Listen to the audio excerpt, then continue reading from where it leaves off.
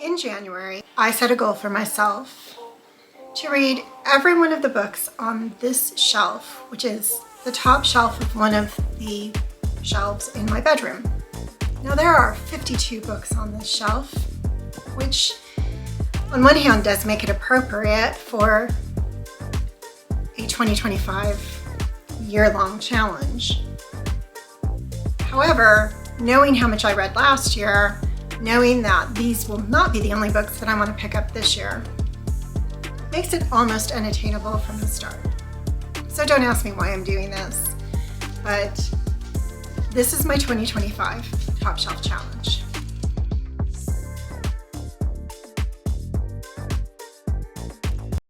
I'm very pleased to say it did not take me an entire month to finally finish a book for the Top Shelf Challenge. I finished David R. Dowd's Confessions of an Innocent Man. I ended up giving this a 3.3. Didn't hate it, didn't love it, but felt it was average. Kept having to remind myself this is a debut novel. He is a law school professor. He did not feel the need to follow a lot of the normal conventions of writing a novel. So for example, he doesn't use quotation marks. And since everything is told from first-person narrator perspective, I found myself getting into the middle of a passage of dialogue and not realizing it was dialogue, and then stopping and thinking, oh, I think this is dialogue. Okay, but wait, who's talking? And so that was confusing and pulled me out quite a bit. Also, there are no chapters. I am a person that has to read until the end of a chapter before I can put something down. So only having 4 large parts in a novel put me in a situation where I didn't often have bandwidth to read an entire part. And so I found myself not picking it up. So I'm impressed that I finished it in less than a month because I wasn't really called to pick it up and finish it. We know from the start that our narrator is an innocent man, yet he ends up going to jail for the murder of his wife. The first part took a long time to get through. I found it to be very boring. It was the backstory of how they met, their relationship, and I just think it was too much. It went on too long. It could have been done much more succinctly and fewer words and fewer pages and tied all up in a nice little bow, and we could have gotten to the meat of the story. It is hard to say what the meat of the story was. Now, although he is an innocent man, I do not think that this is a spoiler. We have a prologue, and in the prologue he admits he is no longer an innocent man. So at some point in this journey, he is going to commit some type of a crime. And I thought that was going to be the bulk of the book was going to be, I was an innocent man, but something drove me to commit this crime, and we're going to unravel that. And we didn't. It was just the very end that dealt with that. So prologue and then 3 long parts until we finally got to it. And the thing that he does just seems very out of character. Although I did not love him, he was an okay person. I didn't feel like I hated him. I didn't really like him. I didn't really dislike him. But what he does, there was motivation to do it, but he didn't seem very passionate. Like it kind of came out of nowhere, and I was like, okay, well that's an option. Not sure why you're doing this, but that's an option. He hadn't really, it wasn't something that he was sitting in prison thinking about day after day, month after month, year after year. It just kind of came out of nowhere. So it was okay. So another one off the list. So we're down to 49 books on my shelf. It is March 26th. I need to really step it up if I have any chance of getting this done. However, I've reached the first complication that I did not consider. Now, if we go back to the beginning of the Top Shelf Challenge, one of my rules was that I was just going to pick the books in order off of the shelf and read whatever came out, was up there next, without digging into, do I feel like this one, do I feel like that one? But if I pulled a book off the shelf and it was later in a series, I would just go get the previous book in the series where I was at off of whichever shelf it's shelved on in my house, and I would read that one, and I would sort of change them out for each other. I really gave myself credit for, if it was a later book in a series, it would be a series where I had the previous book or I had read the previous book, and that was why I have the book on my shelf. I did not take into consideration the fact that I'm in book clubs, so I sometimes get arcs, etc., and it would be later in a series, and it might be in a series that I hadn't read anything of or I don't own anything of. So the next book on the shelf, long story short, was Kara Hunter, In the Dark. And this came from Poison Pen Bookstore. Still have the receipt in the book. I purchased it in April of 2019.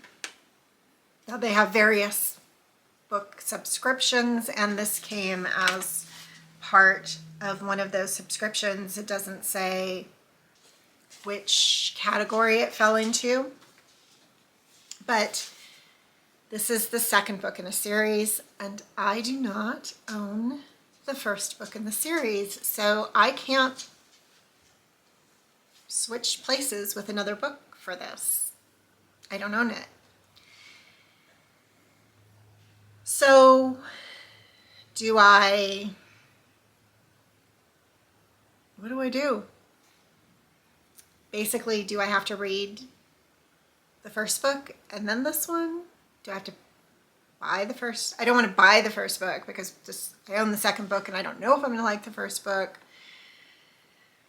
So I am able to get a copy of this from the library, or of the first book from the library.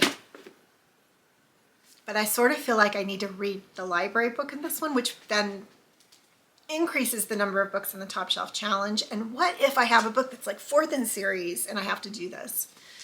This is starting to become a nightmare. I thought about like, oh, I'll just read one last book, or I will just like reshelve this somewhere and we'll pretend that it never happened, but that's defeating the purpose of reading the books on the shelf and clearing a shelf. So I feel like I have to read both.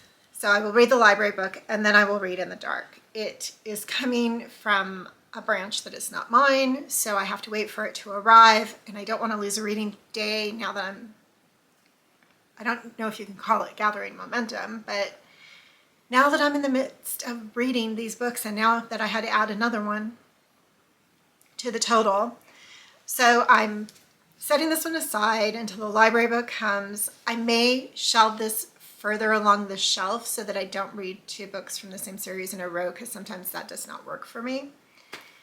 And the next book on the shelf I'm going to pick up in the meantime, it is The Missing Years by Lexi Elliott. And this sounds creepy, and I am here for it.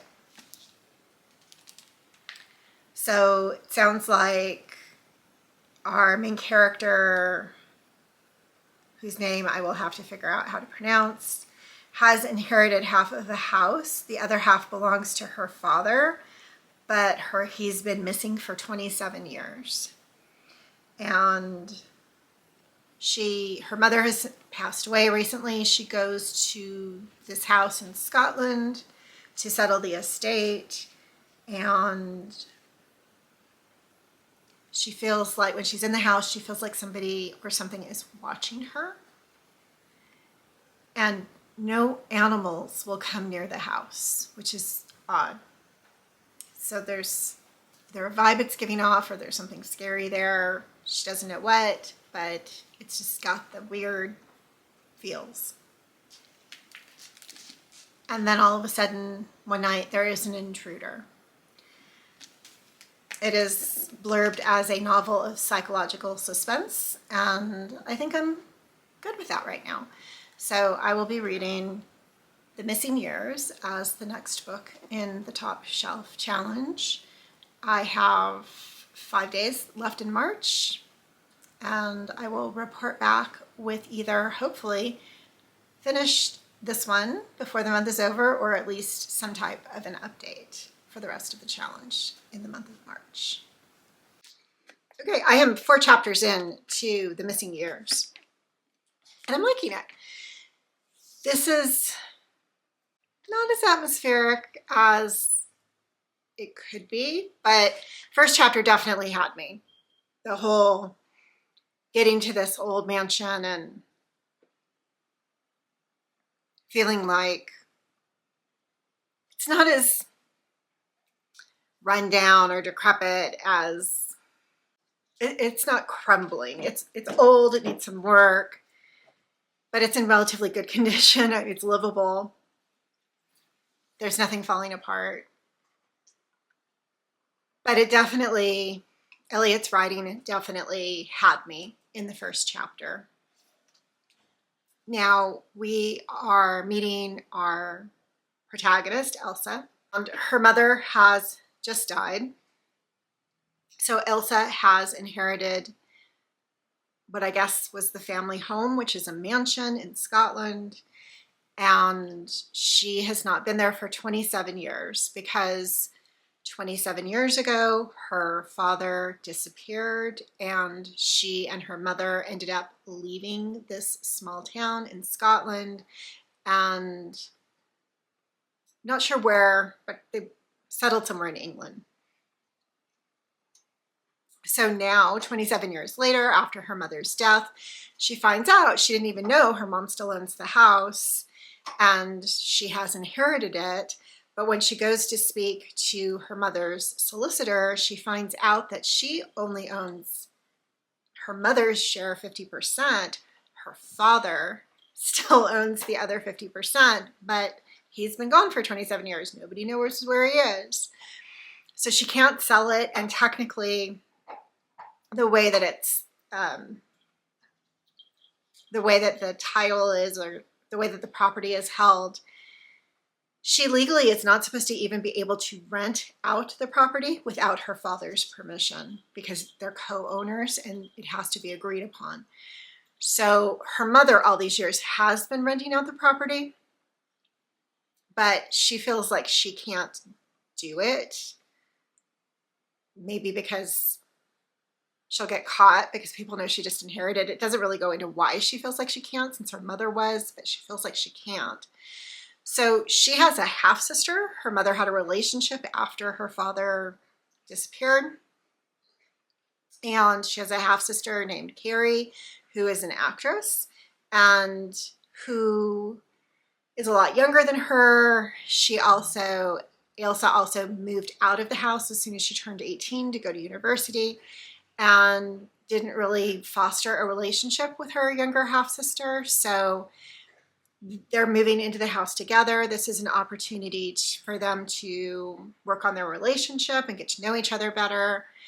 And also, Elsa is a TV producer, TV news producer, and her boyfriend is the reporter. He's much older. He's at least like 15 years older than her.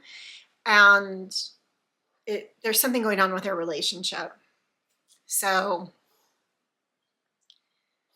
he's in America because he's working on a big story. He's working on the story about this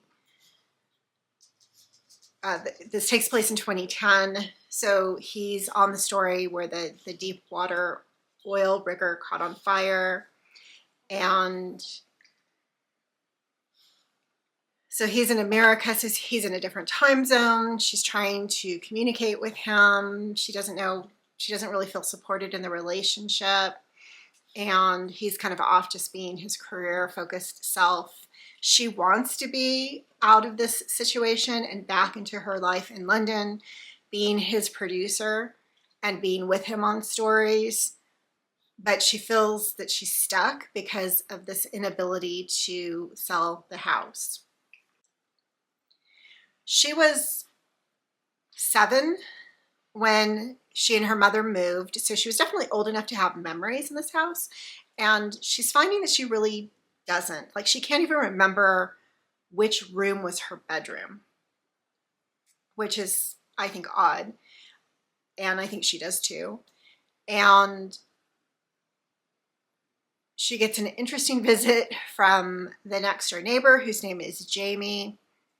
But then as she's going out into town, she's getting a really odd reception from the people who do not seem happy that she is there. And her mother was an artist. They're very critical of her mother, although people have her mother's artwork hanging up and they seem to be proud of her. She's from here, etc. On the other hand, people are very critical, and she is not getting the warm welcome home. I don't think that she expected it, but she's not getting a warm welcome home. So I think the entire mystery behind this is going to be what happened to her father and figuring out what happened to her father. I could be wrong. It's definitely, I think, going to be slow moving. It's not going to be action packed. It's going to be, very thoughtful and very mindful. And there's going to be a lot of glimpses into the past and her childhood. But I want it to be spooky and dark and suspenseful. That's kind of where I'm at with it. I hope it lives up to that. But so far, so good.